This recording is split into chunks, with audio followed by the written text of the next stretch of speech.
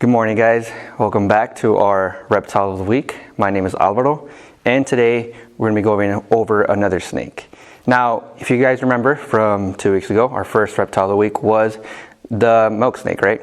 And the species of the milk snake is Kingsnake. Now, this is another species of Kingsnake. This is a desert Kingsnake, though. Now, they're native to Texas, Arizona, New Mexico. Even though they have a desert in their name, they don't necessarily live in the desert. They could live in woody areas, by rivers. They just kind of have that in the name. Now, desert king snakes, like our milk snake, also eat other snakes. That's part of their diet. A cool thing about the desert king snake is that it will eat rattlesnakes. They're immune to the venom.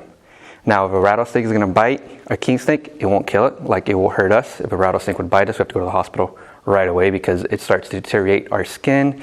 It just is a bad thing for you, right? But for the desert king snake, if it bites it, it'll still be fine. It could still fight it, and then eventually if it overtakes it, it'll eat it. Along with eating other snakes, it also eats mice, rodents, lizards. Now, their coloring, kind of the black and yellow spots, that helps them at night because they do like to hunt at night. So if they're crawling through the floor, it kind of looks like what? Moonlight, right? So it helps them blend into their environment. Not only are they black, but they also have those little dots. Helps them blend even more into the ground so they can sneak up on whatever they're trying to eat. Now, king snakes can grow up to, they usually grow up to 5 feet, but they can go as big as 6 feet. In captivity, they can live up to 20 years. That's a long time. Now, it's because their metabolism is a little slower, so they don't have to move a lot. They don't burn their energy out. So they do get to live a little bit long, right? Now, this is a male king snake. We had a female, but we returned her to the zoo. Now she's over there. And a good rule to follow in snakes and reptiles is that the female is always going to be bigger. So the king snake, the desert king snake that we had, that was a female, looked almost exactly like our male king snake, except it was bigger, a little bit thicker, and it was longer in size too. Now, a funny thing is when people have these, they could have them as pets, or if they're trying to teach or use them for educational purposes, like we do here at Camp Rio.